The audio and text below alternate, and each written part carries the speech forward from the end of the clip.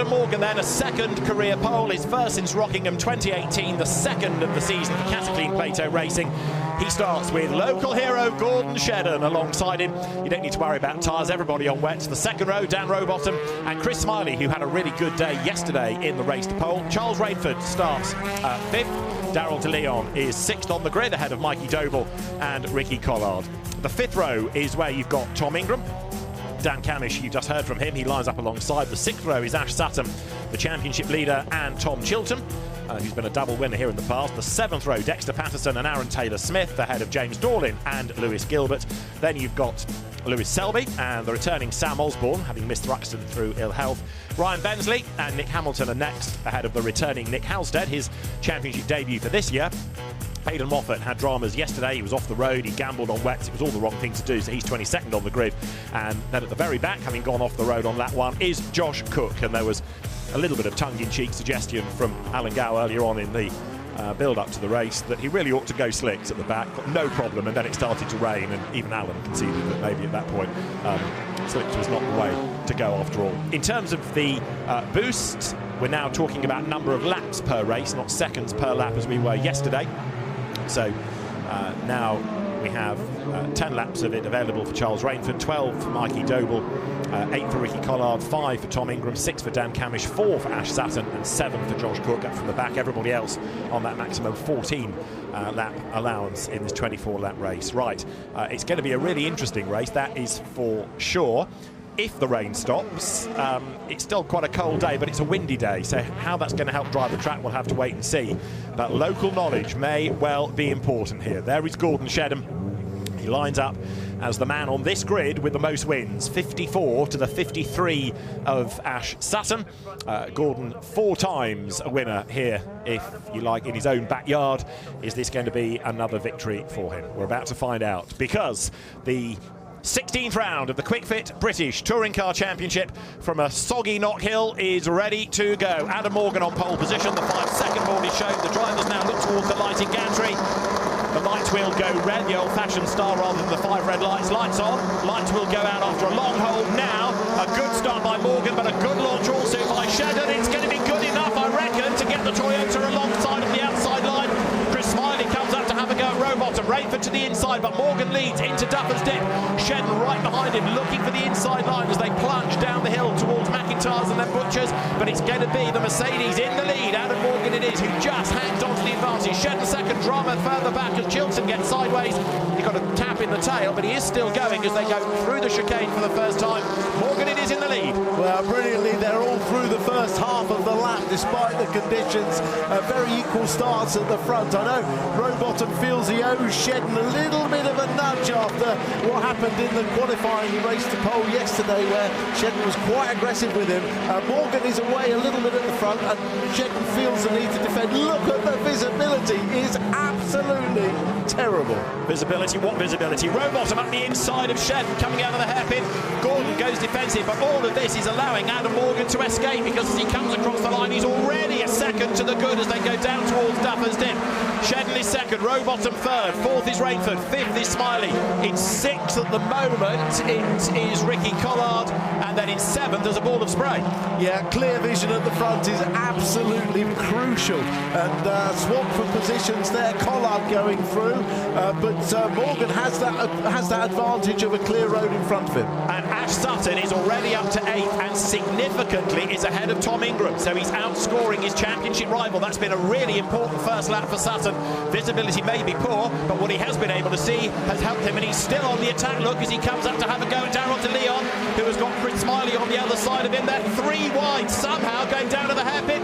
Sutton on the inside line, breaks as late as he can. De Leon has a little bit of a rub with him. He goes slightly wide, that forces Smiley out wider. So Sutton has cleared the Hyundai, but the BMW stays ahead. But Sutton is flying. Well, you wouldn't expect expect anything less from Sutton, would you? Brilliant first lap. Everybody has to move their brake bias from the front to the rear at least a little bit, to about 10-15% further to the rear, to stop locking up the front wheels, because so much more braking is done in the dry on the front than you can get away with in the rear, in the wet. But yeah, making great progress is Sutton. He is indeed. So there's contact as Chilton and Dexter Patterson getting together. Chilton's off into the gravel. Now wet gravel compact. He might be able to drive himself out of there. The other fear would be that there's a safety car coming, as Rowbottom is about to make a move for second place on the outside line. Down to the hairpin. Shedden brakes as late as he dares. They find the water splash, the big puddle on the apex of the corner. Rowbottom on the outside might have found a bit more grit, but Shedden is just levelling with him. Morgan driving off into the distance as they come over the line. Rowbottom has his nose ahead, so officially he is second and he secures the place over the line. But now down towards Duffers. Gordon Shedden fights back on the inside, but no, Rowbottom has done it. Brilliant driving by Rowbottom, aggressive, and he pulled the position off beautifully. That was a really good move. But Charles Rainford is looking threatening now as well, isn't he? Rainford is fourth and he's right with them. Shedden is still attacking. He wants the place back as he launches himself through the chicane. But look, he's lost a huge amount of ground.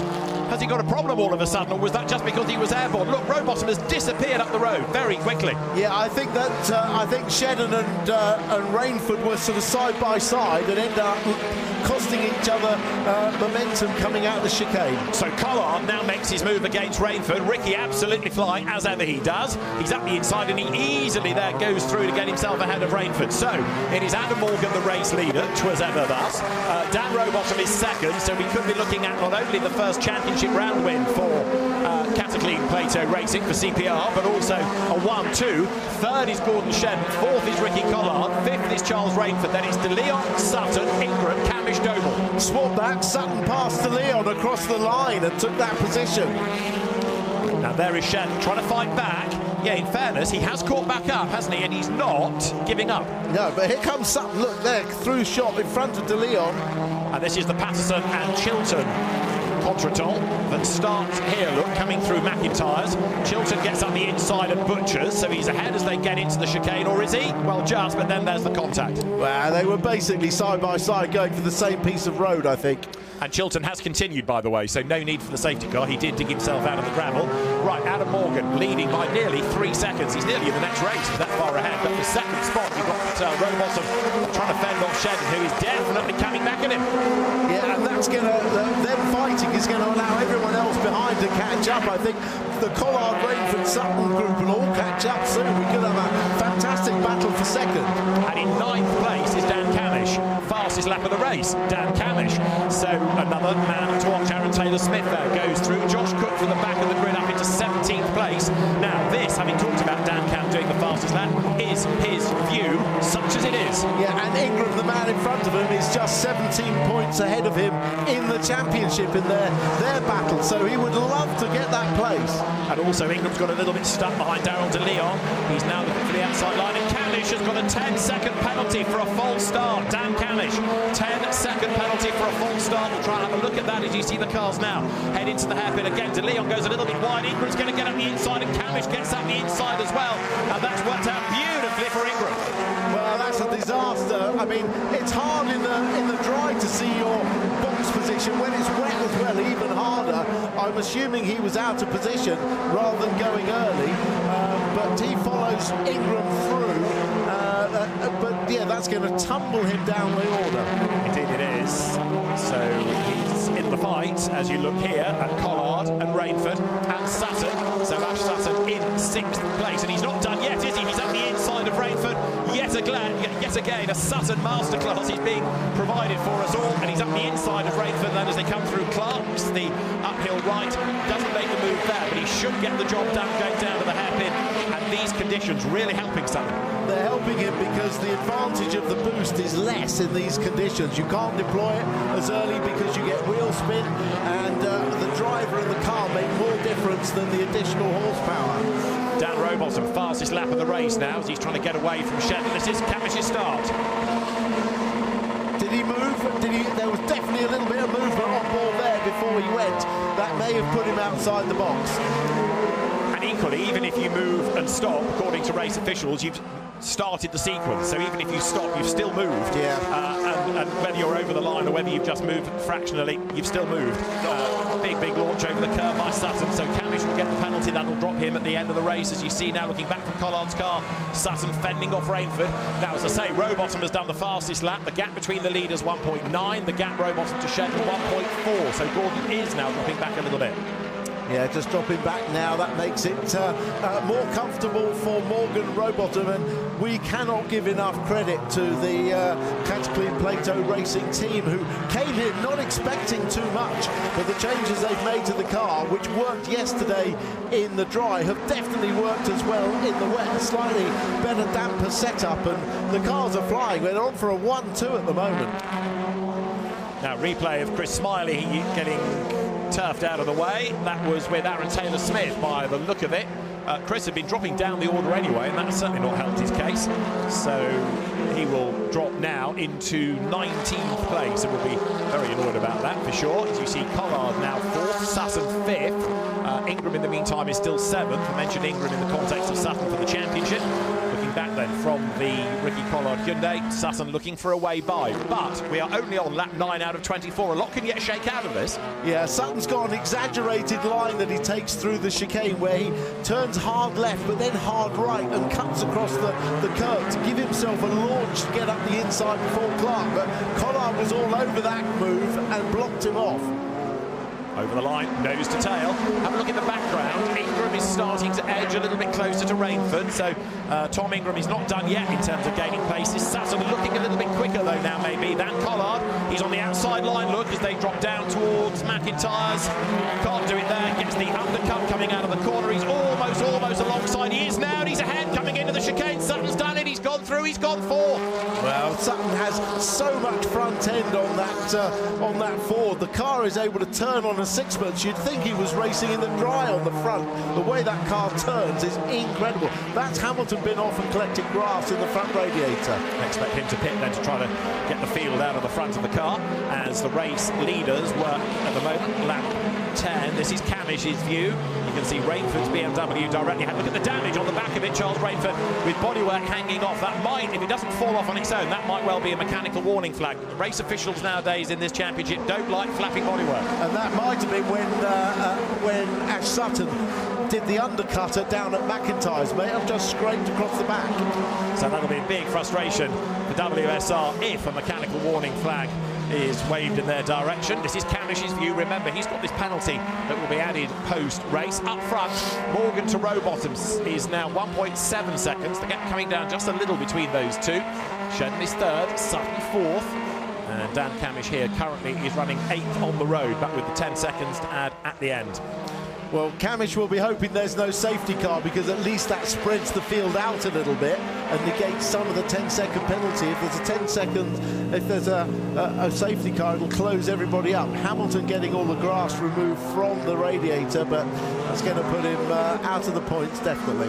WSR, who are based in front of us in the pit lane, are starting to get ready for a car to come in, and perhaps expecting, if that meatball flag is shown at Charles Rainford, they're going to have to get on their toes. Sutton, fastest lap of the race, significant because that's another bonus point for the tally. And now you can see Ingram on the back of Rainford looking for a way through. Can't get too close because there's that rear balance hanging off the back of the BMW, as Rainford desperately now tries to fling the car around and dislodge it. But is it going to fall? Not yet. Well, he actually wants someone to run into the back of him and try and dislodge it, doesn't he? Ingram's up the inside, though, for the place, and he's going to do that at Clark's. Ingram goes through.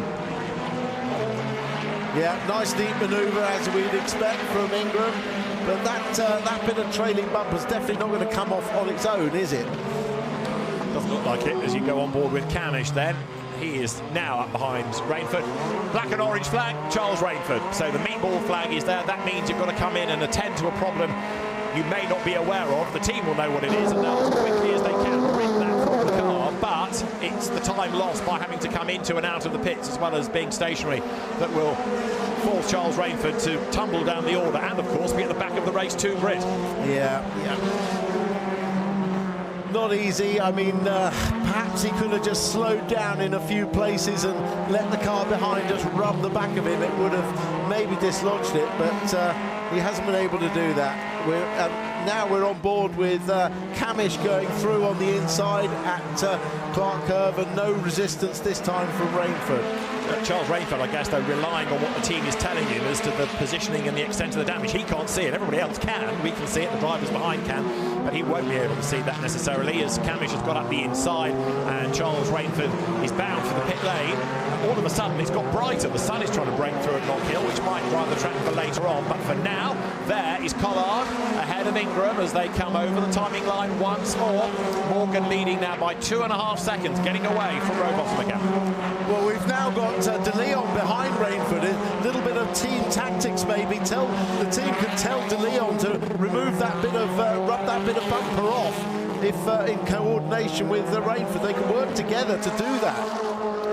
Could. There is the flapping bumper at the back of Charles Rainford's BMW, the pace of which is also now starting to be affected, isn't it? Because Charles Rainford has fallen down the order. Now Collard versus Ingram here. This is for 5th place, and Tom Ingram on the outside line pounces. He goes through. Was that a fair pass, or do you think Ricky played the team game? I think Ricky might have played the team game there, but definitely Ingram has picked up a little bit of pace as the track has dried out a bit. It's come to his setup as Rainford goes dive for the pits to have that little bit of bodywork removed. It'll be ever so quick, but it's going to tumble him down the order. And the WSR pit, which is just outside our window at pit exit, is where Charles Rainford is heading to. As you see Ingram then go through, he's still charging. Rainford's arrived in the pit lane. We're on lap 15. There is the BMW. The rear bumper ripped, and as Charles Rainford accelerates out, everyone jumps out of the way of the car. Very annoyed, Charles Rainford, understandably so. Sutton, remember, the fastest lap of the race. Morgan to Rowbottom for the lead. 2.6 seconds as Cataclean Plato Racing looks for a first championship success and a first 1-2 as well. If you're going to win, a 1-2 is an even better way of backing that first championship round success. So, of course, after Rainford's pit stop, the likes of De Leon and Doble and others have all gained a place. Morgan's now done 15 laps, and he's 2.2 seconds up the road from Dan Rowbottom. Frustrating, maybe, though, this for Gordon Shedden, because he's been close but never really able to fight. Yeah, we thought perhaps with the knowledge that team have got of that car, with the knowledge that Shedden has got as this circuit in these conditions, that he might have been able to sneak a bit of advantage over the two Mercedes, which, remember, have never run before at this circuit. They come here with no data whatsoever. We only have one free practice session, so it's not easy for them to get on the pace so quickly. So remarkable performance by them as going on to the grass there. That was Ryan Bensley getting pushed on the grass by Lewis Gilbert. Josh Cook being was it? forced onto the grass. Yeah, so Josh Cook was 16th, Gilbert 15th. Ah, yes. And a scary moment for Josh, but he got away with that. Ryan Bensley just a little bit behind in 19th spot, as they're coming down towards the chicane. Hayden Moffat, who was slow away, he's had a good run to 10th, and that is Lewis Gilbert, and that, I fear, is going to be a safety car, because he's off at Clark's. He's a long way off into the gravel, and with 16 of 24 laps done, Ian Watson, the clerk of the course, will have a look at the car's position. He'll have a look at how close to the edge of the road it is, and he will make a decision in a moment. Let's have a look. Josh Cook, yes, they'd had one coming together, and that was the second one, and this time it's Gilbert that's off the road, and I suspect both of them may be up in the Toka Judicial Bus. Yeah, that looked like a little bit of tit for tat, did it? Not for the previous mover, and the safety car is out, but I got the impression that Cook wasn't going to be pushed around that time and held his ground, and Gilbert was the one that went off. Well, that's not what those at the front want. It's not what Morgan wants, because it's going to reduce the gap completely. Although he has got his teammate behind him, Rowbottom will now have Shedden behind him, but Shedden is going to have his boot and his mirror absolutely full of Sutton on the restart, isn't he? That will be his focus, probably will be Sutton behind rather than Rowbottom in front. So the cars now go down through Duffer's Dip while we have this safety car period. Remember, we can add on 3 laps, so the race order: Adam Morgan ahead of Dan Rowbottom, Gordon Shedden third, 4th Ash Sutton, 5th Tom Ingram. That's a battle to keep an eye on as well.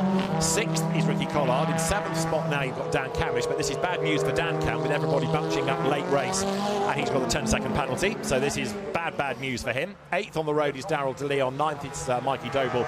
Dexter Patterson is 10th, 11th is Aidan Moffat, 12th is Sam Osborne, 13th is James Dorlin, 14th is Aaron Taylor-Smith, and it's Josh Cook in 15th spot. They are the scorers right now. So we've got the field turning their way down towards the hairpin, and Lewis Gilbert's car will be attended to shortly. But yeah, Adam Morgan said yesterday about the rain coming, and why me when I'm in the lead? Well, he can apply the same for the safety car. Yeah, definitely. But I think he'll be okay, actually, Adam Morgan. I think he'll control the restart. He's got a very good rhythm going. He's got good pace. Even as the track was just drying a little bit, he wasn't losing pace. It gives them a chance just to cool the tyres off a little bit as well. Although his tyre degradation was very good yesterday, but I don't think Morgan will be worried too much about this safety car. Now let's have a look at the first Gilbert-Cook clash. Yeah, Cook goes for the right-hand side, and he's already got an overlap when Gilbert just eases him towards the grass. Maybe Gilbert didn't realise he was partially alongside, but it looks as though Cookie wasn't very happy. When he tries again now for a dive to the inside, Gilbert is already trying to defend, and inevitably there's some contact, and Gilbert goes off. And Josh Cook is currently in 15th place, so he has gained the spot, but as we say, that may well be looked at post-race. It is here that the BMW resides, and for the moment is not being dragged out of the way, so all of this eating into the available laps. We can add 3 on there, don't forget. It did look as though the marshals were attaching the lifting points to the roof, which means that the flatbed truck has to come out and crane it up onto the roof rather than just tow it out of the way. Yes, you can see the hooks being attached at the front, just above the windscreen on each side, so it won't be too quick. And I assume the Eat My Haggis reference on the back is aimed purely at you, Tim. Can't think of anybody else. I think it was aimed at Josh Cook, and he took great offence to that. Eat my BMW haggis, actually. True enough. Product placement, but they're expanding. Right, so here at Knockhill, race 1 of 3 behind the safety car. Everybody bunching up. Adam Morgan is your race leader, and Adam, who of course came into the championship as a Speedworks Toyota driver, as a Ginetta champion, his prize drive. The last time he had a win was Thruxton back in 2022, so it's been a long time. Remember, since then he's been a BMW driver, a Hyundai driver, now back to Mercedes, and the cars then now making the round towards the hairpin once. Coming into the hairpin, remember, a maximum of 3 laps can be added on. I think we're going to need all of those 3, but there's Gordon Shedden in 3rd spot. As we've been saying, close but no cigar. He's been there or thereabouts, to use the awful phrase. He's just not had that final 10th, has he, to really stay with the Mercedes, today or yesterday. No, and well, that's good. Quick lift. This should be out of the way very soon. That's excellent. So probably one more lap, I should think. Could possibly be out of the way just in time for them to come round onto sort of through his lots and down towards the hairpin. Yeah, it's partly the car out of the way, but it's partly that recovery truck to its place of safety as well, isn't it, back behind the barrier. There's Dan Camish, who of course will get that penalty applied post-race. Let's have another look. It's just there. I think it was a little bit before that. There was a jump, wasn't there? Because he jumped and then stopped. Correct, yeah. Yeah, we're going to need another lap. I wasn't sure where the recovery vehicle could pull off, but I think it's all the way back before the hairpin, isn't it? Yeah. So the safety car brings the field down towards the hairpin, and there Lewis Gilbert's car being put as far out of harm's way as it can be, and despite all the drama and all the fears, that's the only one retirement we've had. I think we were expecting all sorts of dramas in this race, but actually it's only the one. Lewis Gilbert racing here, of course, for the first time. It's only his first year of car racing. He's done a bit of GB3 single-seater racing, now into touring cars. And we are on lap 22 of the original 24. There is Ash Sutton running in 4th place, and with the laps to be added on, there is the potential of a podium. Yeah, don't forget he started 11th on the grid. I mean, the man is an enigma, isn't he? He should you'd think he'd just be racing against Ingram, and being in front of Ingram be good enough because he'd be outscoring him, but he just pushes on. And in fairness, he's had to, because Ingram has followed him through and is behind him. Right, field up towards Clark's. And Charles Rainford, by the way, 19th after the enforced pit stop. So out of the points, bad news. Near the back of the grid for race 2, bad news. Lights out on top of the safety car, good news. And Adam Morgan then will control the pace as they come now down towards the hairpin. So Mercedes 1 and 2 from CPR, Cataclean Plato Racing. They come to the hairpin. You've got Gordon Shedden then in 3rd spot. Sutton, Ingram and Collard round out your top 6. And Adam Morgan gets to the go board and will accelerate away any second now. 27 laps we will be because of the safety car period, and we are back racing at Knockhill as now Morgan accelerates away. Dan Rowbottom goes with him, and yet Shedden has to defend from Sutton rather than attack the 2 Mercedes as they head into Duffers Dip. Sutton has got Ingram crawling all over the back of him as well as they come now down towards the sharp right of McIntyre's. Rowbottom having to defend from Shedden, Sutton having to defend from Ingram, and look, Morgan getting away again. Yeah, Rowbottom's done a good job of defending his teammate in the lead there, but he's got everyone queuing up behind him.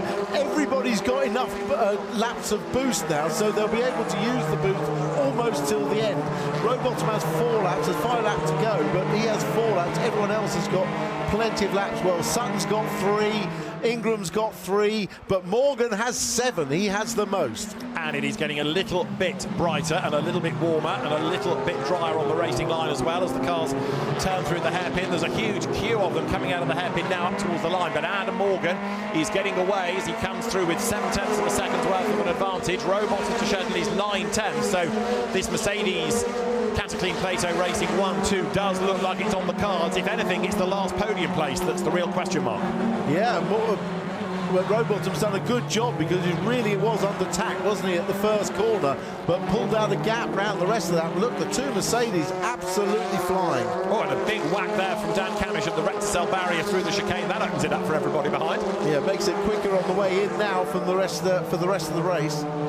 Does indeed, as you see there, Chris Smiley squabbling with Sam Osborne as they go through together. So that battle is on as now the cars come again down towards the hairpin. So Adam Morgan looking good, and that's Charles Rainford who's gone around. There's also a Toyota that's been involved in all of that. So it looked like one of the Speedworks Corolla Racing entries. I fear it may have been Ryan Bensley, but we'll check the lap times. And over the line goes Morgan, goes Rowbottom, and goes Shedden in the top 3. Then it's Sutton, then it's Ingram from Collard. Camish 7th on the road. De Leon, Patterson is up to 9th. Doble down to 10th as they go through. And it was Ryan Bensley, I think, that got caught up in those dramas because he's fallen back. Yeah, well, Sutton doesn't quite seem to have the pace he had earlier in the race as the track's dried out. There's a gap between him and Shedden. He's not all over the back of Shedden. He's looking more at defending against Ingram, isn't he? Yeah, which is though this was a car for a very wet track rather than this dry one, whereas Dexter Patterson's car's coming alive, isn't it? Another place gain there. Look, he goes through. That puts him 8th, and that's going to become 7th with the Camish penalty. So another of the local heroes, Dexter Patterson, there in the steel seal with Paramax Racing Audi. He's having a really good run up the inside, protecting the place into the hairpin. Yeah, covering the inside, got his teammate right behind him as well, so Mikey Doble's following him through. Over the line they go, Morgan to Rowbottom, 9/10, and 2 laps to go. That's the replay of Rainford getting it wrong, cars scattering and avoidance. And now Doble comes up to have a go at Daryl De Leon. So that's another car starting to wilt a little bit, isn't it, Daryl De Leon? Whereas Aidan Moffat behind has had a great race. Doble gets into De Leon. Moffat comes by, and also nipping past them is Sam Osborne. Yeah, looked like Mikey Doble just had a bit too much speed and just understeered wide and took De Leon out with him. Daryl De Leon was struggling for pace anyway, wasn't he? Dropped a few places. There's the leading line, which has calmed down a little now, but Morgan looking as though he's on target for the win. Heads towards the hairpin, and this would be a 12th career victory for him. And as I say, the last one back in 2022, so a long, long wait for Adam Morgan. There on the outside line is James Dorlin, as he now gets involved with De Leon, and it's Dorlin that's forced wide through the gravel, over the curve, back onto the racetrack. Leaders go onto the last lap then, Adam Morgan and Dan Rowbottom. You could argue this has been a long time coming, but what a result it's going to be for Cataclean Plato Racing. It's going to be an incredible result. There'll be absolute joy and elation in the Cataclean Plato Racing team. Such a lot of work goes into setting this team up, and they're getting their reward here. A place they really didn't expect it, but a 1-2, not only claiming their first victory, but first and second as well. Congratulations, guys. It's been a huge effort to put together this team. Dan Rowbottom a huge part of that, along with the Cataclean backing and RML building the cars, Paul Ridgway overseeing the engineering, and Adam Morgan is going to bring it home as the race winner with Dan Rowbottom behind. A 1-2 finish for Cataclean Plato Racing. Adam Morgan wins race 1 at Knockhill. It is a Mercedes 1-2. Gordon Shedden third behind Dan Rowbottom, but ahead of Ash Sutton, Tom Ingram and Ricky Collard. Then Dexter Patterson 7th over the line. Dan Camish behind him, then Doble and Moffat. We'll see where the Camish penalty drops him in due course. The rest of the cars come by, but there are understandable scenes of elation on the pit wall for Cataclean Plato Racing. They've had some pretty bleak times this season. The results just not coming. There was that slightly false dawn, if you like, the inherited race to pole win at Donington, but then it was a tougher race day, and since then they've struggled. But there, for the benefit of all the cameras, is the sort of synchronised in-lap, the two cars running side by side. Dan Rowbottom and Adam Morgan were teammates many moons ago, remember, at Sicily when they were Mercedes teammates. Reunited this year, they make a good double act, but Adam Morgan to take the race win, that will be a massive boost for him. Dave Kelly in the black cap, senior engineer for the team, who's been alongside Dan Rowbottom through assorted drives and assorted teams, and that'll be a big win for him as well. So yeah, it's been a long time coming, but what a win and what a result. Yeah, formation slowing down lap for the cameras, and well deserved as well. Absolute elation. Some long days have gone into this.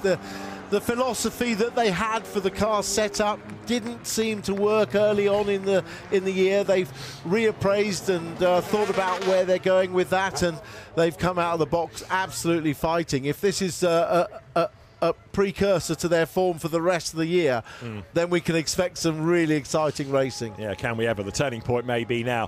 Fitting perhaps it comes here. Cataclean a big supporter of the circuit at Knockhill as well. They have been for a number of years, so it's all fitting together nicely.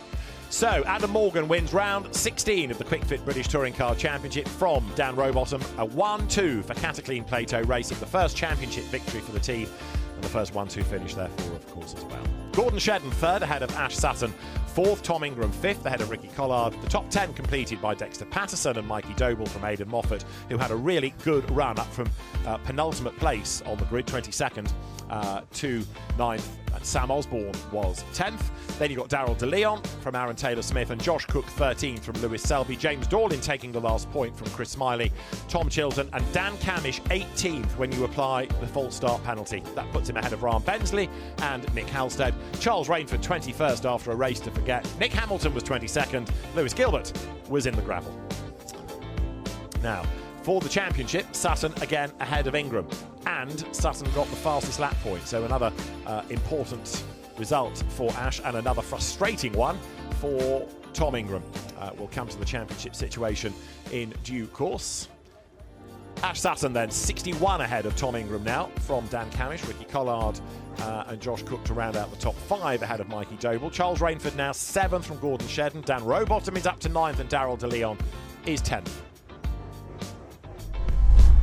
Here's your grid. Adam Morgan as race 1 winner starts on pole position, now on the medium tyre, as is teammate Dan Rowbottom, and Gordon Shedden is going to start third. They are all by regulation on the medium harder and therefore slower tyre. Ash Sutton then goes from 4th on the grid. Tom Ingram shares the 3rd row with Ricky Collard, and on row 4, Dexter Patterson and Mikey Doble. Then Aidan Moffat and Sam Osborne are on row 5, ahead of Darryl DeLeon and Aaron Taylor-Smith. Josh Cook starts 13th. He's opted for the medium tyre. Lewis Selby is alongside, ahead of James Dorlin and his teammate Chris Smiley. On the 9th row, Tom Chilton, medium tyre, and Dan Camish trying to regroup after that full start penalty in race 1. Then you've got Ryan Bensley. He's also gone on the medium tyre. Nick Halstead is next, ahead of Charles Rainford with a lot of work to do. Then you've got Nick Hamilton, and Lewis Gilbert rounds out the grid. 2 formation laps then to get a bit of warmth into the tyres. It's the regulation at the shorter circuits. In terms of the tyre, mentioned who's on the medium, everybody else on that soft. But in terms of the number of laps of boost then, 4 for Adam Morgan, 5 for Dan Rowbottom, 6 for Gordon Shedden. Ash Sutton has 7. There are 8 laps of boost for Tom Ingram, 10 for Ricky Collard, 12 for Dexter Patterson, everybody else on 14. But remember, having said that you've got all of these laps of boost, it's a short lap, and Tim, you were making the point earlier that you can't really use all of it on a lap because it's so short.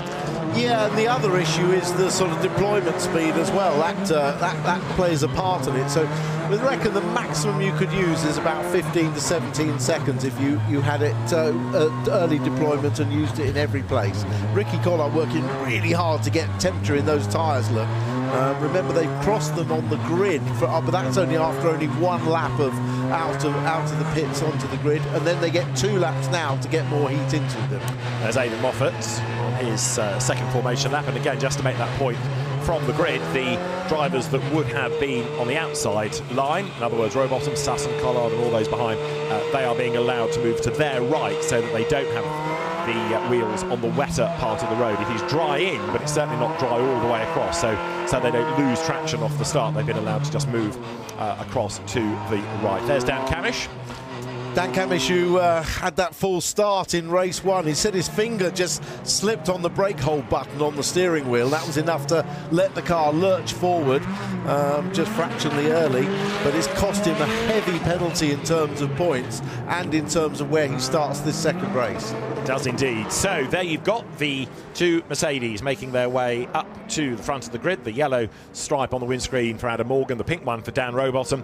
And after all that Dan has done to try to build this team, it almost seems unfair in the sense that it wasn't him that got that maiden victory in a championship round, but he might yet get one more by the end of the day. You never know, because they were really, really quick. Somebody did suggest that they could be on for a win in this, even with that medium tyre. That might be asking a lot, but we'll see. They certainly know how to defend, and there Lewis Gilbert getting the BMW sideways as he tries to encourage a bit of warmth into the tyres heading up to the grid. Then the BMW looking as it should after its trip into the gravel in race 1. So the last couple of cars, Lewis Gilbert, and just ahead of him Nicholas Hamilton's Hyundai slot into position. We are therefore ready to go. It is round 17 of the Kwik Fit British Touring Car Championship. 24 laps are ahead of us. Adam Morgan is on pole position. The lights in a moment will go red. It was a long hole in race 1. Lights out, a good getaway by Morgan. Good start by Sutton as well. Rowbottom, though, has made a better getaway than Morgan this time, and it's game on between the 2 teammates. Robo on the outside line, trying to go round the outside for the lead, and he's done it, going into Duffers Dip. Rowbottom leads the way, but Sutton's already third. Make that second. He's nearly in the lead. He's on the outside line. Look, great start by Sutton. He splits the Mercedes as the car backwards coming down out of Duffers Dip. Sutton gets railroaded back to third, up towards the chicane. It's Rowbottom in the lead. It's Morgan second. It's Sutton third. Ingram is sideways, being pushed along by Collard. There's a stranded car, though, on the inside of McIntyre's turn 2. And there's damage on the side of Ingram's car. And the puncture potentially with damage.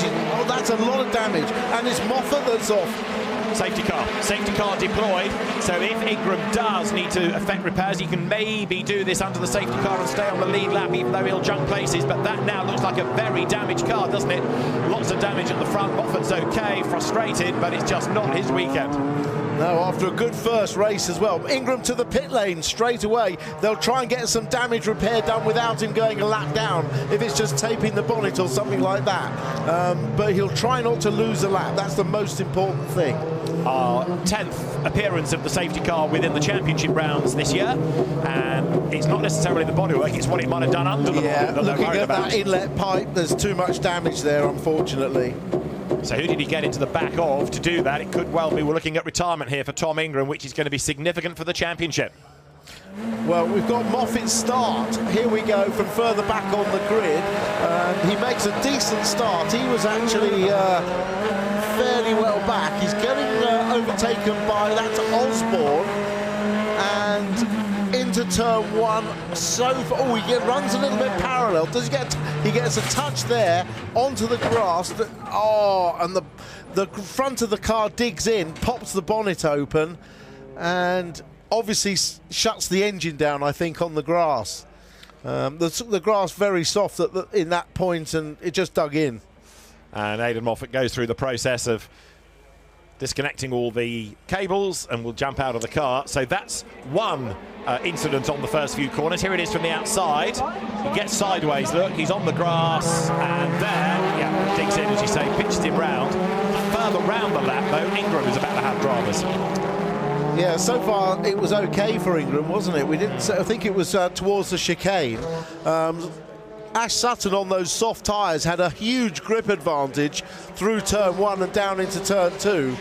But he was left out to dry, but decided discretion was the better part of valour and didn't fight row bottom into the chicane. He'll, I'm sure he'll attack once the restarts. This is on board with Collard, and you can see Ingram to the right. So if we stay with this, we may get an idea of what happened. Up to turn 1, fairly equal. Ingram's on the inside. Collard attacks a bit round the outside and does get round the outside. That's Shedden in front. Now Ingram's on his right on the inside. That's the point ahead where Sutton gets hung out to dry and slots in by Robot. There was a touch there. That was Ingram, and that was it. Shed, it didn't look too much, but it was enough to dislodge the bonnet and the intake pipe. It was Ingram just fighting to stay in front, really, of Collard, wasn't he? Yeah. But he ran into the back of Shedden. And he's out of the car, which means he's out of the race. So Tom Ingram is out, and that is a massive blow for the championship, because it means he's going to start race 3 at the back of the grid, misses out on the reverse grid draw altogether. And of course, the Alliance Racing, Napa Racing team would have told Sutton immediately that Ingram is out of it. But we can go to Louise and get reaction immediately from the pit lane.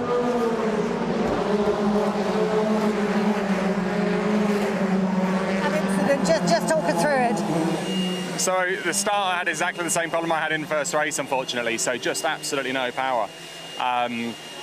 We got going, and then we've come out to the chicane on that first lap, and I think Flash has checked up because it's checked up ahead of him, and I've obviously run into the back of him, and it's done radiator. And it looked fairly innocuous. It looked like a gentle tap. Are you surprised at the amount of damage that it's done? I think there must be a fairly significant crash structure in the rear of that Toyota, because it wasn't that big of a bit. Like I say, because it's checked up coming up to the chicane, everyone's stopped, and I can't go anywhere at all, so I'm into the back of it. But yeah, unfortunately that's us out. Bad luck. Thank you. So, bad day for Tom Ingram. As we say, he's going to make life really tough in race 3. Yeah, you're right, Tim. The team will have told Ash Sutton all about that, but equally, Ash is the best placed on the soft tyre. So Tom's day could get worse here, because if we are right in predicting Ash as a race winner, it's yet more points lost. Yeah, well, there's a long way to go in this race. He's got two very feisty Mercedes cars to overtake first, but they are on the slower medium tyre. So we'll see what happens. This is on board. He gets a good roll coming. That's good drive. Not wheel spin, just a little bit of clutch slip. Up behind the two restart Hyundais in the right. He goes to the outside. Does he manage to? It's a risky move, this, but sometimes it pays off. If you say, there goes Aidan Moffat on the right. He's still on the outside. Doesn't get pushed out onto the gravel. And now he is able to slot into position. And in fact, he completes the lap in 13th place.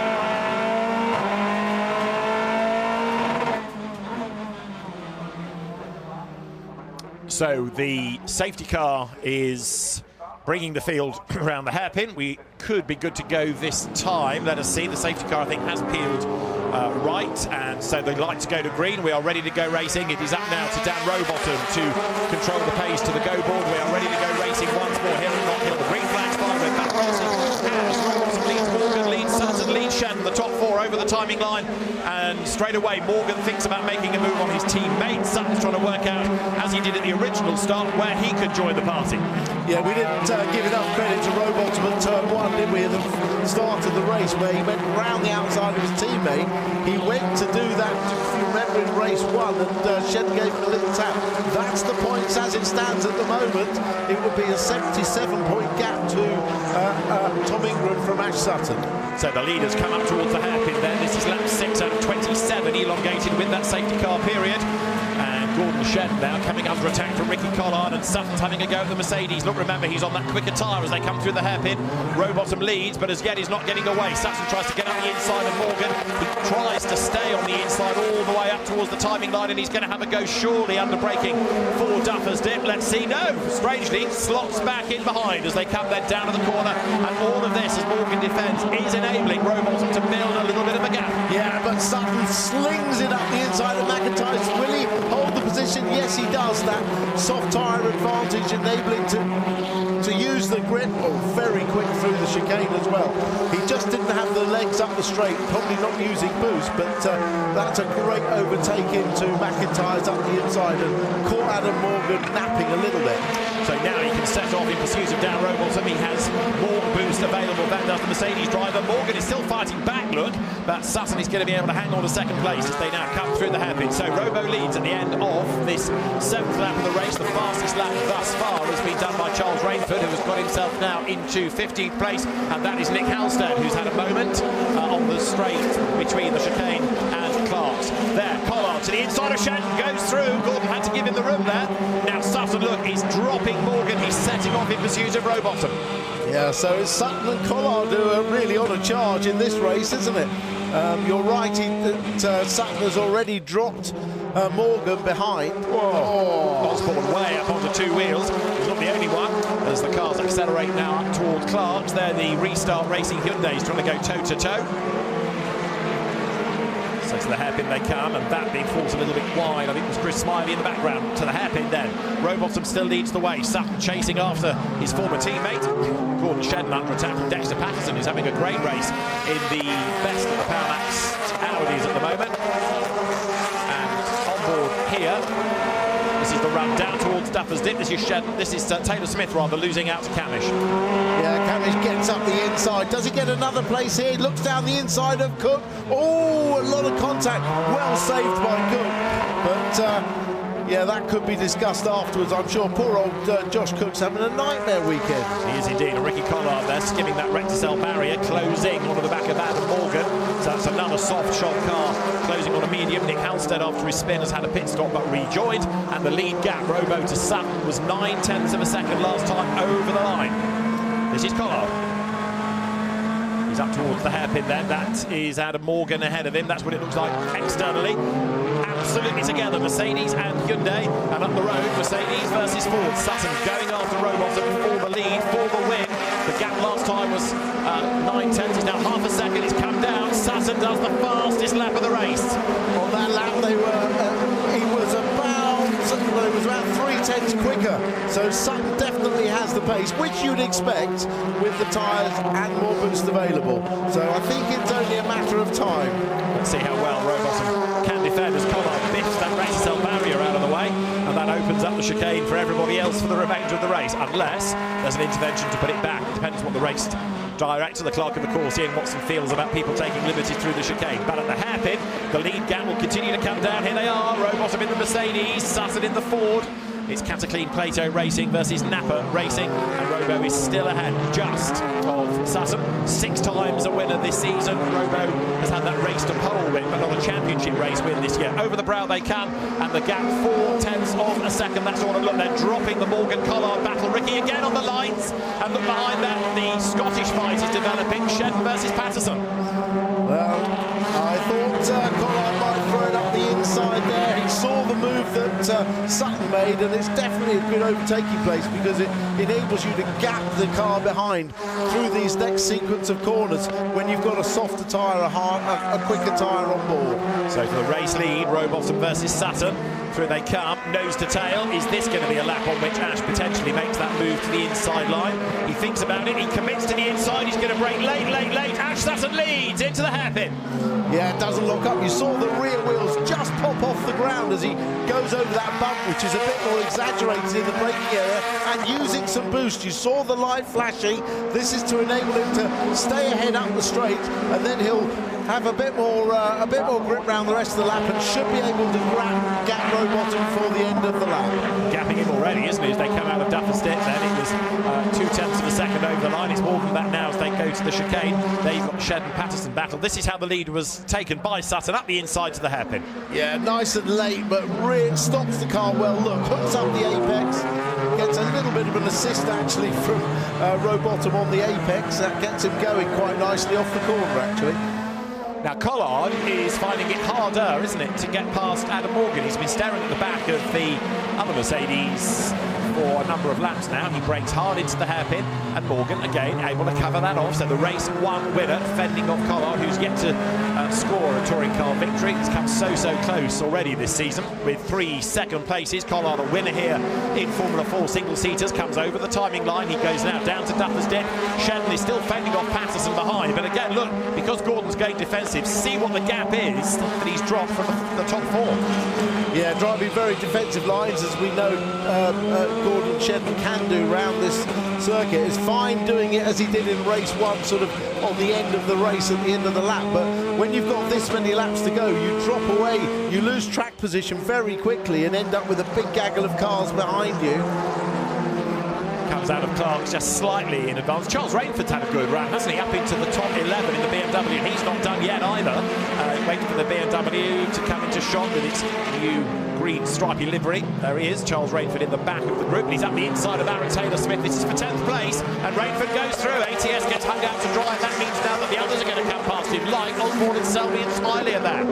Yeah, good BMW traction off the hairpin. Remember, this is a good track for BMWs. They won 2 races here in the dry last year, so we're now back into BMW territory, if you like.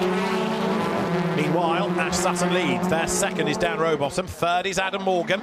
The Mercedes, in fairness, despite the fact they're on that slower tyre, doing a really good job of staying second and third. And even if Collard were to get past Morgan, it doesn't exactly open the floodgates because Shedden and the rest of the pack are so far behind. Absolutely. On board with Camish, who is in this battle. He's got the 2 battling Audis right in front of him. He's trying to follow Dexter Patterson through on the inside, and it looks like he's going to get it. Now it'll be a drag race up the straight. Side by side, back on board again with Camish. He'll give a little push to Patterson to help him. This is like bump drafting NASCAR style. So Patterson to the inside. On the outside is Mikey Doble, who's going to go through. They touch. That spits Doble all over the curve. He's going to get back on. He takes the place.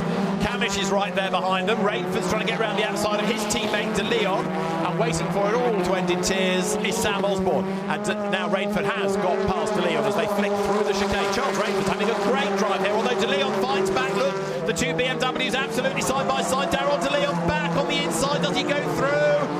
Well, he levels, but he hasn't done it, and Rainford stays ahead. Great racing.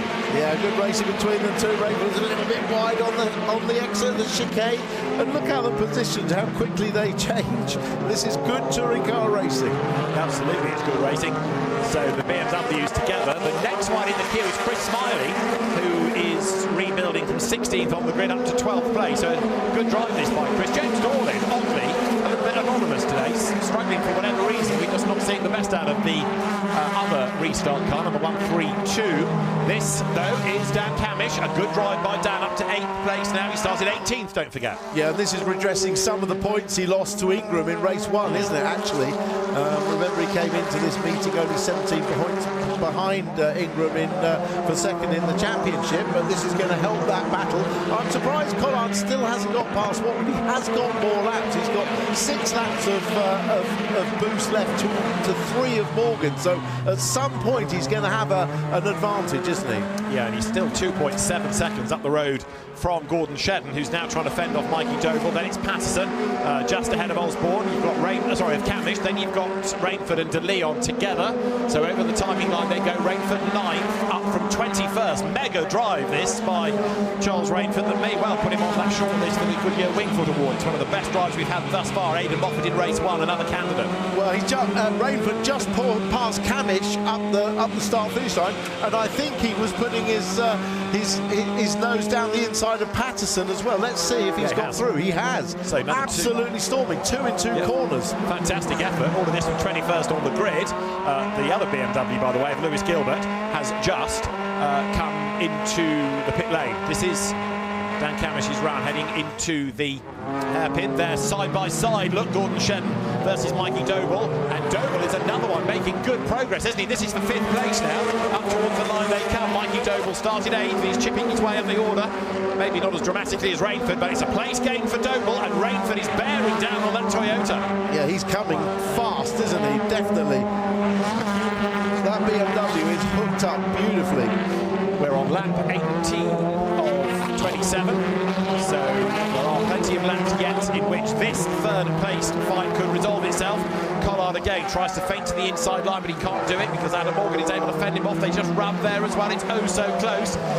In terms of boost, 3 laps for Morgan, 6 laps for Collard. He's using it now, look, in a straight line, but it's not really doing him that much good. He's not really closing demonstrably on that Mercedes as they now break for the hairpin. Yeah, let's see what happens coming off this hairpin and up the hill. The Mercedes is the lowest drag car. It has the lowest coefficient of drag, but it also has good downforce. And now Rainford is alongside Shedden. Charles Rainford is having an absolutely outstanding drive. Through he goes. The Toyota, don't forget, he's on the medium tyres, on that slower tyre, but it is losing places and pace in a way the Mercedes aren't. Yeah, if you look at the track position of Rainford, he's actually going forward. It's not that the others are coming back. He is really marching forward. But equally, Doble has cleared Shedden, hasn't he, as well? So Gordon started 3rd, and he's now down to 7th spot. There, in the meantime, is Collard, and he's finally done it. He's got past Morgan. So the next targets for Doble is going to be that 4th place. This is how Collard did it, up the inside. Yeah, well, he's been keeping his powder dry. Oh, and De Leon's off. That looks like Clark, and he's burying the car. And he might get going. He has got going. Keep going, keep going, keep going, keep going, keep going. Well done. Yeah.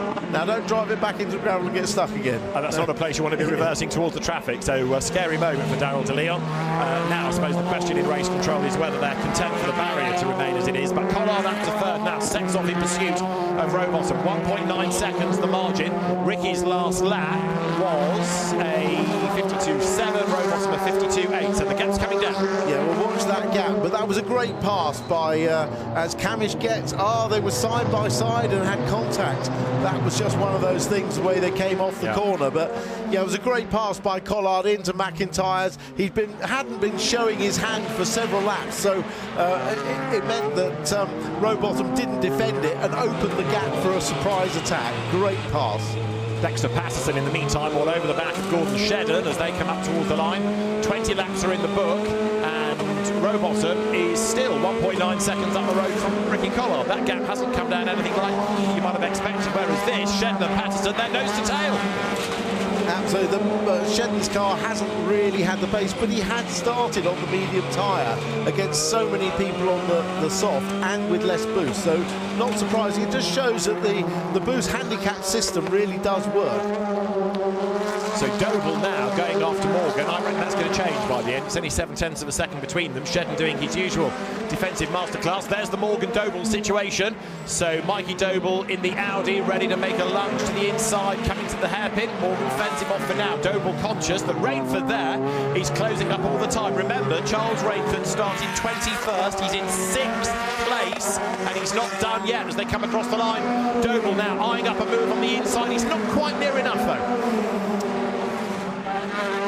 Gap between Rowbottom and Collard, 1.8 seconds, so that's stabilised, I think. Yeah, it was 1.9 down a fraction, but it's not coming down anything like it needs to for Collard to jump into 2nd place, whereas Morgan is having a real struggle now to keep Doble at bay. Through the chicane they come, the Audi looking quick, but remember what a good job Morgan did of keeping Collard at bay, but Doble absolutely dives to the inside. Job done.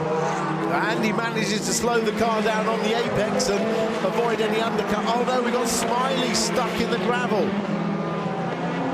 And he has also a lot of grass in the front, so he's had a moment, and that car does not look as though it's going to be able to rejoin. If this is a safety car period, then it's going to bunch everybody up and offers a few more question marks before the end. Sutton to Rowbottom is now 3.5 seconds. There you can see broken left front corner, isn't there, on that car? Yeah, that wheel sticking out and the front end is buried in the gravel, so that's not going to be a quick recovery if we need the safety car. It's in the last sector of the lap. So here, Gordon Shedden versus Dexter Patterson, still in the... Oh, there it is. In fact, it's not the last sector. It's sector 1, just going down the hill, Chris Smiley. Still the Toyota is ahead. And we wait to see if the safety car is about to be deployed. It is. Safety car again. There it is. Well, that's going to really, as you say, close everything up. Some will love this. Charles Rainford will love this. Ricky Collard will love this. Ash Sutton, maybe not so much. Rather depends, though, how long it takes to move Chris Smiley's car, because we've had one intervention. He can only add on 3 laps. True. We're on lap 24 now, out of 27. We could be ending this behind the safety car. Yeah, good possibility of that. Oh, that was Smiley going through there. And that definitely was contact, wasn't there, as he went through. And then he's going to get to turn 1 and find that the left front suspension is going to fail. Watch carefully, watch carefully. Yes, there we go. As soon as he goes on the brakes, the left front fails. And he's lucky not to hit the barriers there. Scary moment, that. Chris Smiley is OK, but not happy. Resigned to it, but not happy. It's strange, you know, you can have a fairly innocuous bump, a bit like Ingram did behind Shedden on lap 1 or that one, and cause a catastrophic failure, or you can have a huge hit and keep going. Sometimes it's the luck of how the contact takes place. So we are on lap 24 and we're behind the safety car once again, but we may now, depending on how long it takes to move Chris Smiley's car, be looking at the order. And Ash Sutton, well, we were saying pre-race, he looked very well positioned for a 7th win of the season, and he's not let us down. No, extraordinary. His run of wins and second places and podiums is extraordinary so far this year. Now looks like a masterstroke to finish 4th in race 1, didn't it? Really, I mean, he's going to have a huge points lead now with poor Tom Ingram not finishing any race, and it's an absolute maximum as well at the moment for Sutton, because he has the point for leading and the point for fastest lap, as well as the race win. Chris Smiley, incidentally, has just been given a warning for track limits at turn 2, which seems a little bit mean, seeing that the car wouldn't turn and he was way off the road. But anyway, he was exceeding track limits, that is true enough, but it doesn't really seem to matter anymore, does it? There is Ash Sutton then, race leader, and following the safety car dutifully. He'd be quite content for it to end under the safety car rather than with a racing lap. Even if we do get to the situation, I suspect the safety car at best would only pull off just to let them sprint to the line, and then it's like a ceremonial finish for the checkered flag. But the lights are still on top of the safety car, which is going slowly to try to give the marshals a bit more time to work. Yeah, well, which is why they're trying so hard to keep the temperature in the tyres. You've got to work harder when you're going slower to keep the temperature, so a bit more weaving. Well, they've got the car lifted very quickly. They have, and so it's uphill that bit. It depends where they're going to be able to put the car out of harm's way. That now puts us on to lap 26. We've got 2 laps to go. Sutton the leader, Rowbottom, Collard, Doble, and then Morgan down to 5th place. There is Chris Smiley's car cradled out of the way. And as far as the race leaders are concerned, Ash Sutton, Dan Rowbottom, Ricky Collard, their top 3. Charles Rainford, though, got to say, one of the best drivers of the race, to go from 21st on the grid to 6th. And we are being told there is the possibility that we can go racing this time and get 1 more lap in at least, and we'll wait and see if race control are feeling benevolent in any extra laps. Yeah, safety car just speeding up a little, which leads me to suggest it might be pulling off. It would have to indicate that now. Yes, the lights are off. The lights are off. So we will be going back, I think, for a final lap. So here they come down towards the hairpin. The safety car will go round the hairpin and then turn right and drop to the tri-oval. And it's going to be Sutton, Rowbottom and Collard and Doble to fight it out for the podium. Yep, we haven't had a new race distance, so this looks like the last lap. Here they come then. The cars accelerate up towards the timing line and the green flags fly. So Ash Sutton now floors the throttle. Rowbottom is the vulnerable one, isn't he, now, with a big queue of cars behind him who are on that quicker, softer tyre. Down they go then into Duffers Dip. Rainford is under attack, but it's Sutton who leads the way. The car's dancing through Duffers Dip. It dances towards McIntyre's now. Look at Rowbottom with Collard all over the back of him, and then Doble, and Collard tries to get on the inside, but he can't do it. Sutton just storming away from the rest of them. Yeah, clever driving by Rowbottom.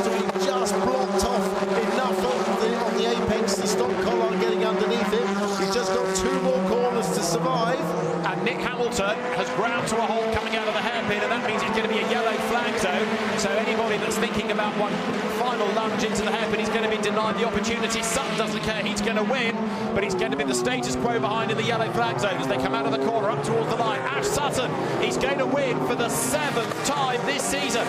Checkered flag for Ash Sutton, a magnificent 7 for Ash. Dan Rowbottom second, Ricky Collard third from Mikey Doble, Adam Morgan and Charles Rainford 21st to 6th. A great effort that ahead of, in turn, Gordon Shedden 7th, Dexter Patterson 8th, Dan Camish 9th, a good drive from 18th, and Sam Osborne in the top 10.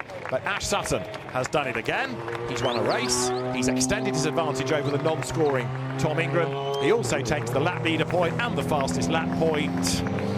And he's practicing his champion's speech already for the end of the year. Well, we hate to sort of say that because we love touring cars. How many years has it gone down to the very last race of the year? Certainly the last meeting, but my goodness, is this man on a roll so far this year. So Ash Sutton it is who wins race 2 at Knockhill. A 7th victory of the season, and that is a 54th career win. That puts him level with Gordon Shedden. Yeah. They now have the most wins of the people on the grid, not in the history of the championship, but of those on the grid, most wins, and Ash Sutton taking that margin of 1.2 seconds. But that doesn't really tell you the whole story, given that they'd all bunched up behind under the safety car. But let's give a hand out to Dan Rowbottom as well. First of the medium shod tyres, started second and finished second with only 5 laps of boost. That's a fine performance. So we've now seen the Mercedes really powerful both in the wet and the dry. Here's your result. Ash Sutton wins round 17 from Dan Rowbottom and Ricky Collard, with Mikey Doble 4th to win the independent battle. Adam Morgan 5th ahead of Charles Rainford. Great drive up the order ahead of Gordon Shedden and Dexter Patterson. Dan Camish 9th and Sam Osborne rounds out the top 10. 11th, Lewis Selby ahead of Tom Chilton and then Aaron Taylor-Smith, and the last 2 to score points, James Dorlin and Josh Cook. Ryan Bensley 16th ahead of Darrell DeLeon, who got out of the gravel to rejoin. Nick Halstead 18th after a pit stop, and we lost Nick Hamilton at the end. We lost Chris Smiley. We also, of course, lost Lewis Gilbert, Tom Ingram and Aidan Moffat. So as far as the championship is concerned, Ash Sutton 83 points ahead of Tom Ingram. Dan Camish is still 3rd, but Ricky Collard 4th ahead of Mikey Doble and Charles Rainford. You've got Josh Cook 7th, Dan Rowbottom's up to 8th ahead of Gordon Shedden, and Adam Morgan is in the top 10. Let's look at how they line up then in the sunshine for the last race of the day. Tom Chilton it is at the very front. Lewis Selby on the front row for the first time, with Sam Osborne starting 3rd and Dan Camish 4th. Dexter Patterson will go from 5th. Gordon Shedden on the soft tyre and 12 laps worth of boost starts 6th. A man to watch. Charles Rainford is 7th on the grid. Adam Morgan, the race 1 winner, is 8th ahead of Mikey Doble and Ricky Collard to round out the top 10. Dan Rowbottom will go from 11th. Ash Sutton, race 2 winner, is 12th. 13th is Aaron Taylor-Smith, and then you've got James Dorlin ahead of Josh Cook, who's on the soft, and so is his teammate Ryan Bensley. Next up, Darrell DeLeon and Nick Halstead.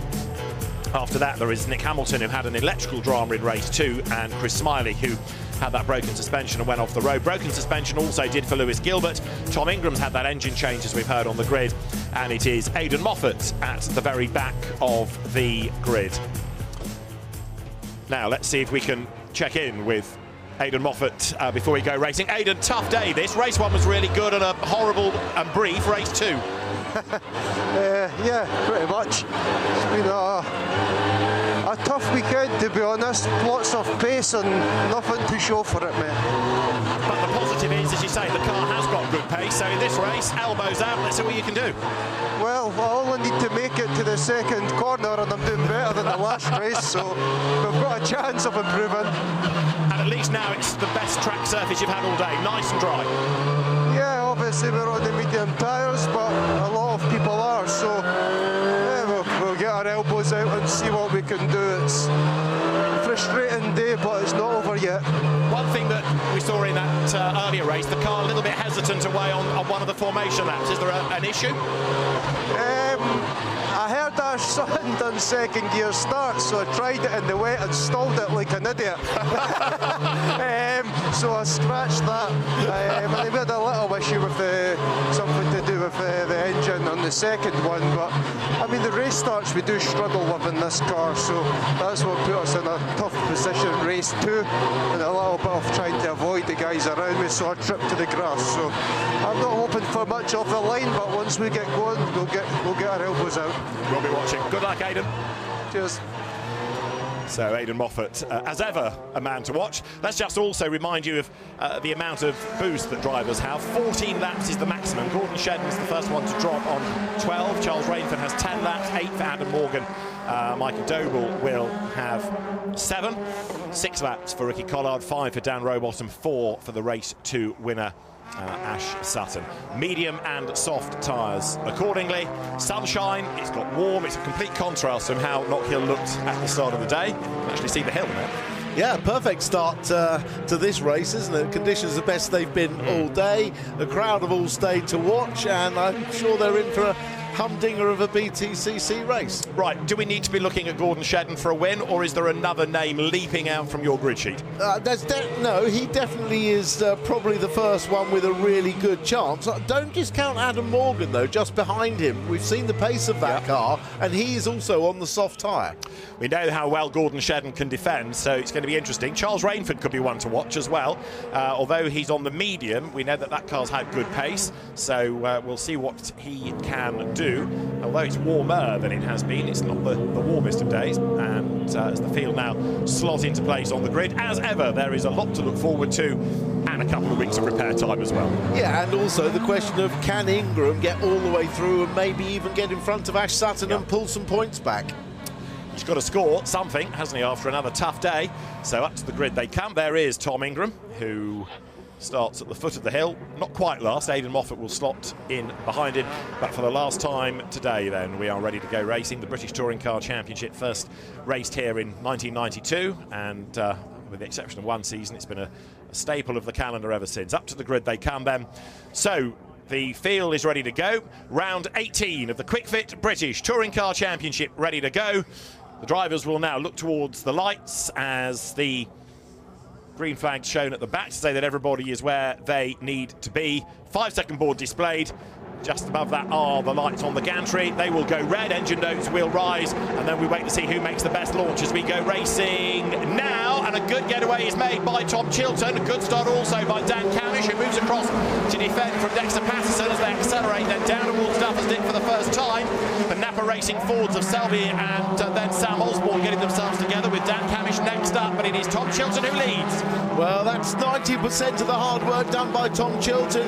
He's got away off the line and got through the first few corners clear. Out of the chicane they come. Chilton it is in the lead. Whoops, bit of a slide there, and that is Gordon Shedden, who's got real dramas. I think he's got damage. He manages to hang on to the slide, but the car looks a bit crab-like, doesn't it? He's either got a puncture or a broken toe link. It looks like a puncture, yes. Does indeed. Left rear puncture. Yeah, so Gordon Shedden has picked up a puncture, and having predicted he was a potential winner, not anymore he's not. So how and where did the puncture strike? But now Gordon Shedden needs to get back as quickly as and not fall off the lead lap, and that's not easy on a short lap like this. No, we're lucky no one collected him in that wild moment. Difficult to control the car on a normal lap through that chicane, never mind with a puncture on the rear. So Tom Chilton it is in the lead. Lewis Selby second, going better than ever, and there is Gordon Shedden, who has spun presumably with that suspension damage, and this could be a safety car. Let's see as Darrell De Leon gets roughed up there by James Dorling, and now goes wide, and back up the inside goes De Leon, and Aaron Taylor-Smith buys into that as well. James was saying earlier on in the day he's felt like a bit of a pinball being knocked from pillar to post all day, as Patterson here is ahead of Morgan, who is ahead of Rainford. They make their way through Clarks, but it's Chilton leading, Selby second, Osborne third, Camish fourth. That's your fight for fifth you're looking at. Yep, so far a little bit of a gap now between Tom Chilton and those three Napa Racing Fords just all behind. Gordon Shedden's made it back to the pit lane, so the road is clear, but he's just dropped off the lead lap. So a weekend that's promised a lot, but not really delivered what he needed, sadly. Gordon Shedden, he effectively out of the race as the leaders go by. Rowbottom, who is 10th, has just done the fastest lap of the race, but it's Chiltern leading, Selby second, Osborne third, Camish fourth, and remember, Camish needs points. Yeah, hats off to Lewis Selby. He's holding his own at the front of this field behind Tom Ingram, but he and his teammates Sam Osborne and Dan Camish all on the same tyre, all with the same boost, but Lewis Selby holding his own there. Tom Chiltern, the race leader then out of Clark's. And you can see that Camish is getting nearer to Osborne now, looking to try to find a way through for third place. There's the gap on the inside, and Osborne does not make that difficult. No, I think there was a flash of the lights, and Camish and Osborne let him through. Obviously, he's the... that's Lewis Gilbert off. It is indeed. He's had a big lose, hasn't he? But he's not hit anything solid, so he's trying to get himself off that wet, friction-free grass. It's drying out, but it's still slippery. The leaders go by. Chiltern leading Selby. Camish up to third. Osborne fourth. Patterson is fifth ahead of Morgan, Rainford, Collard, Sutton and Rowbottom. And the progress of Ingram, he's already up to 16th. Yeah, and side by side here, we've got Morgan. Can he cut back? Yes, he can. No, just gets his nose cut off.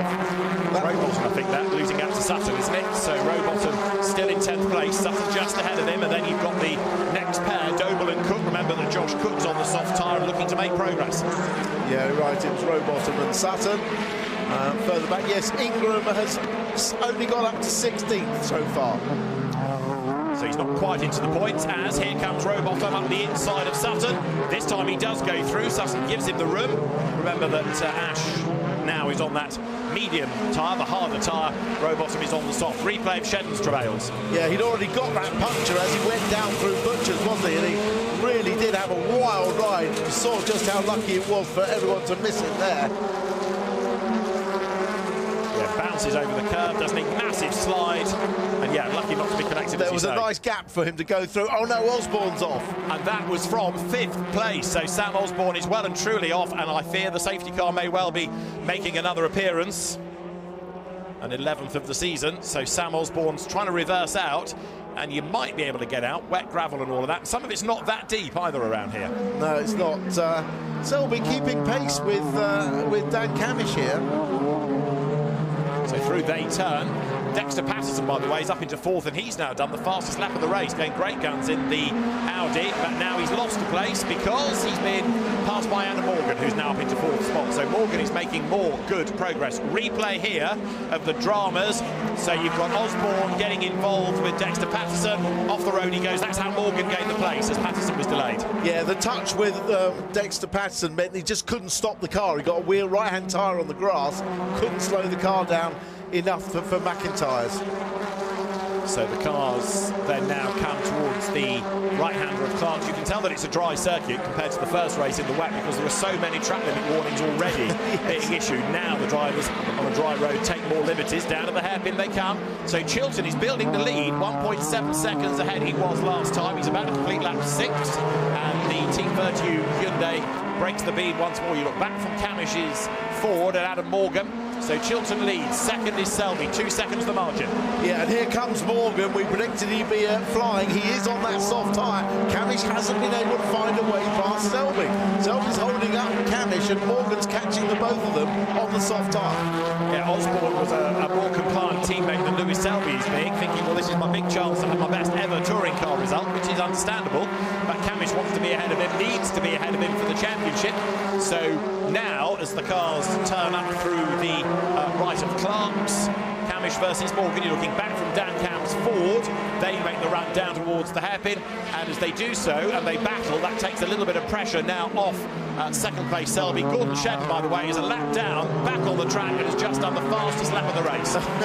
Nothing like an angry Scotsman to produce a good lap time, is there? Now, has Morgan got an opportunity now? I think that was Rowbottom, wasn't it, going wide in the background, coming out of the corner. Morgan through on the inside line, so it puts him up to third. Adam having his day of days here.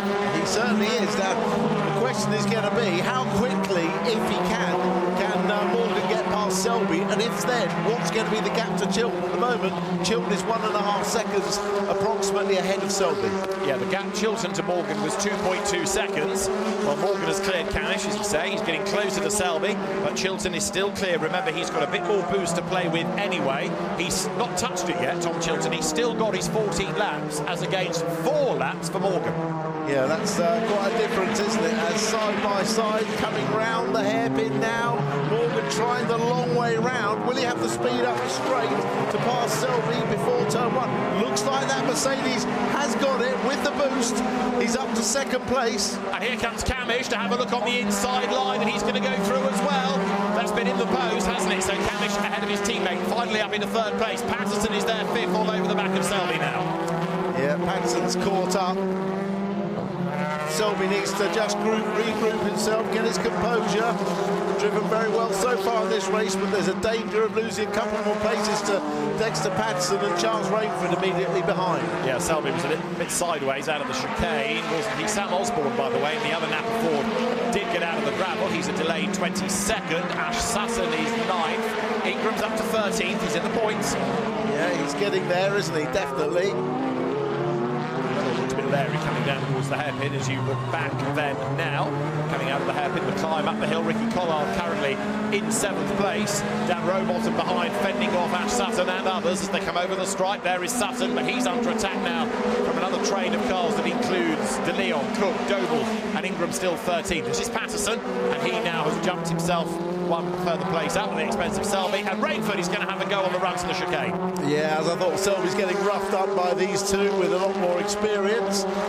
But the gap between Chilton and Morgan, remember, both on that soft tyre, 1.1 seconds. That's a gap to keep your eye on. Yeah, Lewis Selby, whose best results has been an 11th, and he's on target to top that, depending on where he finishes at the moment, as they come towards the hairpin once more. A big dive from Ingram into Clark, got past Doble. That was a lovely pass from Ingram. And Aidan Moffat is making progress as well from the back of the grid, and he's up to 14th, and that's going to be even better when he comes across the line.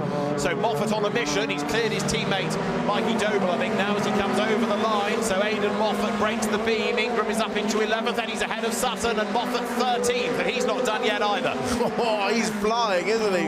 Great drive from Moffat so far. What did you say about an angry Scotsman? Yes, there's two in this race. Yes, yeah. Oh, and the Sutton's got pushed wide. He's going to lose a couple more places. But in all of that, Doble has got back past Moffat, so the teammates switch order.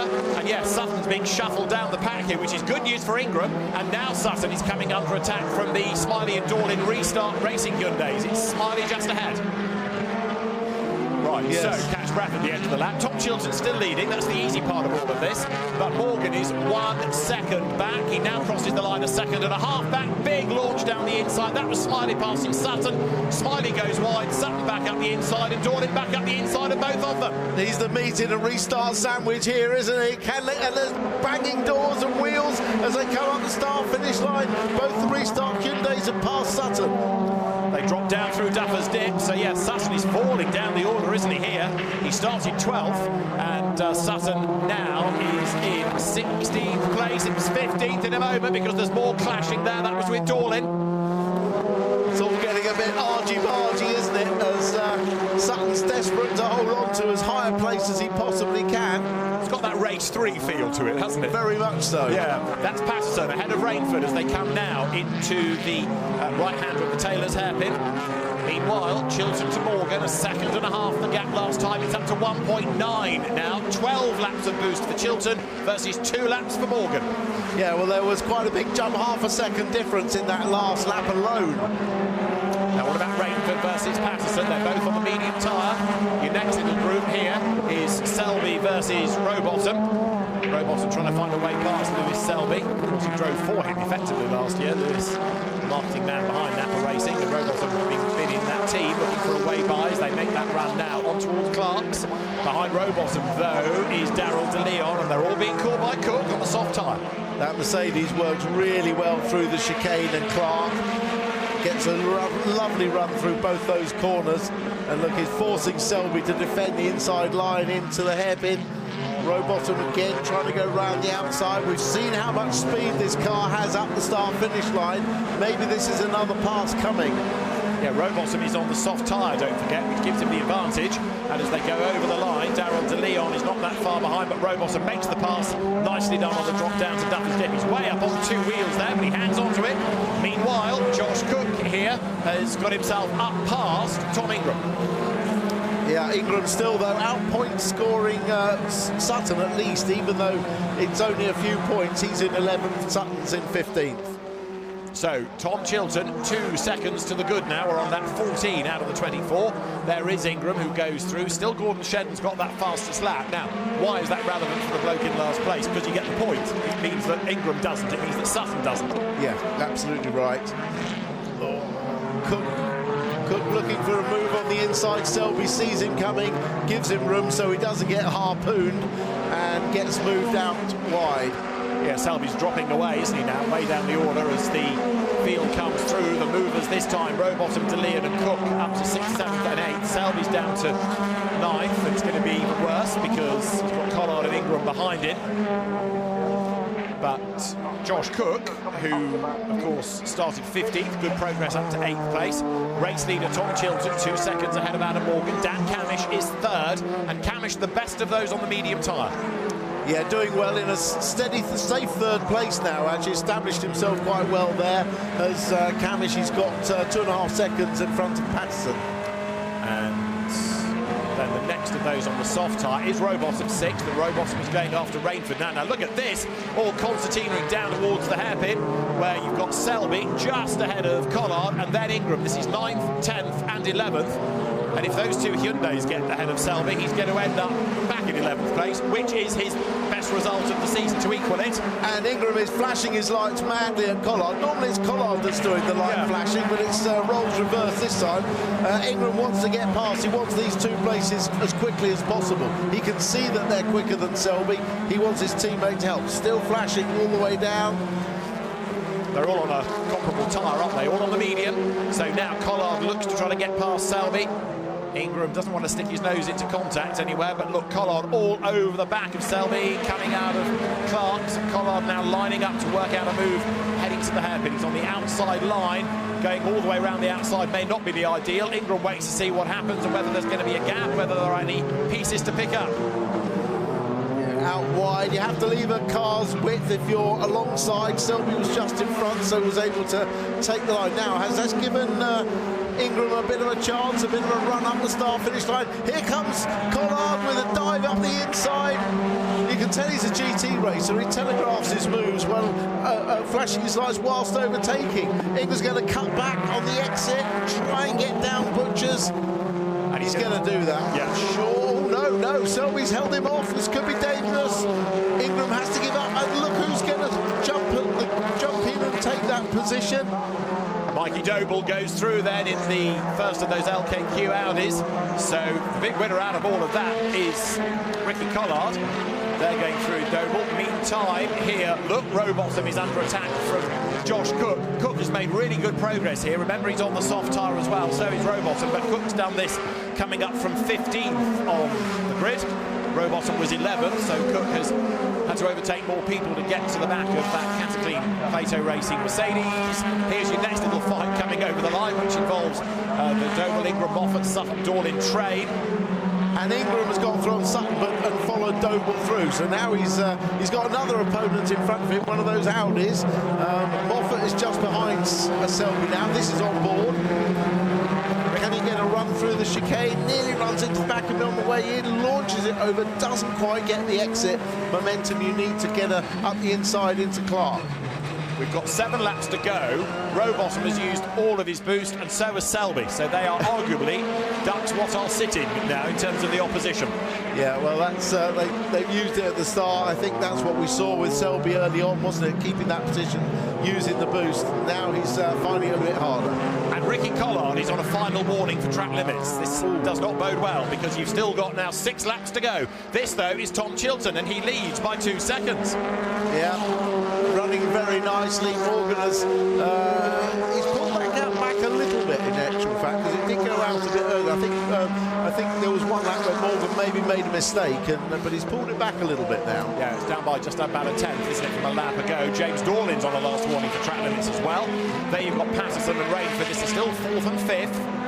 So Charles Rainford, remember, who was, 21st on the grid at the start of the day, has had 2 much better results, getting a replay here of a massive lock-up from the Audi, and that plunging into the gravel is Aidan Moffat, who has the momentum, I think, to dig himself out. Let's have a look. No contact, was there? I don't think there was. It's like he got spooked by the move on the inside, wasn't it? Let's have a look. This is on board. This is on board, and wait for it. He maybe just goes distracted. Yeah, he was a bit deep on the brakes. Maybe looking in his mirror, watching what the other car was doing as they went through Leslie's, the left-hander, which is turn 2, named after David Leslie. Much missed in this paddock is our dear beloved David, but at least he has that name, the corner to remember him by. So Aidan Moffat, I was going to say tumbles down the order, but actually comes into the pit lane. Ingested a fair amount of gravel. Patterson here is getting away a little bit from Rainford. Right, we're about to complete lap 20 as Chilton goes towards the timing line. And he does so with Adam Morgan now 2.1 seconds back, so the gap's stretched out just a little bit. There you've got Tom Ingram then making his way down now through the hairpin, and Ingram is about to break the beam, looking for 10th place, but crucially ahead of Sutton. That was Sutton just passing his teammate, though, gaining another position back into the hairpin. Keeping him in the points, therefore. So we've got 4 laps to go, and it is Chilton the leader by 2.1 seconds. Tom Chilton twice a winner here, and he's looking for a 19th career victory within the British Touring Car Championship. The last win that he had, Donington Grand Prix circuit last year. Yeah, and Shedden still has that fastest lap. That's probably unlikely to be beaten now, but so he has that point for fastest lap. Gap at the front staying the same, first to second, second to third. What about third behind Camish, back to Patterson and Rainford? That's now 2 seconds. And Gordon Shedden still with that fastest lap of the race to his credit, as there James Dorlin has a massive dive up the inside, locks up, scrabbles wide, past him again goes Lewis Selby. Gordon Shedden, just to finish the point about him in his 50th touring car race at Knockhill, but it's not been a happy one, sadly, with the puncture costing him time early on. So 3 laps to go. Chilton the leader, and you're looking at this inter-Nissan fight between Chris Smiley and James Dorlin. Yeah, Chris Smiley getting back past up the start-finish line as Dorlin was a little bit slow off the final corner after that lock up and slide wide a little bit. Dan Rowbottom still being pressured hard by Josh Cook. Rowbottom without any extra boost, Cookie with 4 laps worth of it, so the boxier shape of the Toyota has extra power available, but the aero-friendly Mercedes stays ahead. 2 laps to go for Tom Chilton. Rainford at the top 5 has the most number of laps of boost. He's got 5 laps left of boost, so he's good to go to the end of this race, definitely. And in fact, the man in front, Patterson's only got 1 lap, so Rainford potentially should get that position. Gordon Shedden taking that point for the fastest lap. Limited consolation for him as Aaron Taylor-Smith comes over the line. He's got Ryan Bensley behind him, and that's impressive. Ryan, of course, new to the championship. He had that 1 event last year, but he's come back in at mid-season, and here he is, keeping up with his teammate, but that's somebody that's a proven touring car race winner. A race winner this year, no less, in the same car. So, yeah, well done, Ryan Bensley. Definitely getting hooked up in that Toyota this weekend. We're on to the final lap. And it is, as you can see, Tom Chilton, race leader, down through Duffers Dip, and he's absolutely dominated this. Yeah, well, he got that. I said the start was 80% of it, and given Tom Chilton the lead after that on the soft tyre with boost, it was his race to lose, and he's driven an excellent race. He'll be absolutely beaming when he gets out of the car. Yeah, I think Louise's interview will have to be available as a podcast because it's going to go on knowing Tom Chilton. He's a great character, very, very popular part of the paddock, and he has driven absolutely superbly in this race. Never headed, never a wheel wrong. Down he comes then into the hairpin for the last time, and so a 19th career victory beckons. It's going to be his first victory of the season, a 3rd win at Knockhill. Tom Chilton is a winner in race 3 at Knockhill. He takes the checkered flag ahead of Adam Morgan, who's had a brilliant weekend. Dan Camish is going to be 3rd ahead of Dexter Patterson. Charles Rainford 5th, who's also been impressive to rebuild his weekend. Daryl De Leon 6th ahead of Dan Rowbottom and Josh Cook. Ricky Collard is going to be the next driver up to the line, unless he lets Ingram by for 9th place. No, he does not. So it is Collard 9th and Ingram 10th. Well, Dexter Patson takes the honours for Tom Scott in that chaotic race with an excellent fourth place, just missing out on the podium. Rainford finished the race with 3 laps of boost unused. That's a criminal offence, really. But there we go. So he didn't make up the place. But hats off to Tom Chilton. An excellent drive and good work by Accelerate crew. What happened in the battle between Ingram and Doe and Sutton? Well, Ingram finished 10th and Sutton just 2 places behind. So Ingram only gets a few points back. Damage limitation, in a sense, from Ash's point of view. Staying there within the points, and as you say, not too far back. And Lewis Selby, 13th. Well, he had his best grid position in terms of starting on the front row for the first time, but actually he ends up lower down than his season best of a couple of 11th places. So, bit of frustration, but he raced well early on. Tom Chilton wins round 18 of the Kwik Fit British Touring Car Championship from Adam Morgan and Dan Camish. 4th, the winning independent, Dexter Patterson, Charles Rainford 5th, and then Darrell DeLeon, his teammate, behind. Dan Rowbottom was 7th, fending off Josh Cook. Ricky Collard 9th, fending off teammate Tom Ingram. 11th went the way of Mikey Doble, ahead of Ash Sutton, with Lewis Selby, Chris Smiley and James Dorlin rounding out the point scorers. Nick Hamilton was 16th, ahead of Aaron Taylor-Smith, then Lewis Gilbert, who'd had a moment, and Ryan Bensley 19th. Nick Halstead 20th, and after a trip through the gravel, Sam Osborne 21st. After a trip through the gravel and a pit stop, Aidan Moffat 22nd, and Gordon Shedden coming home 23rd, but with the point for the fastest lap.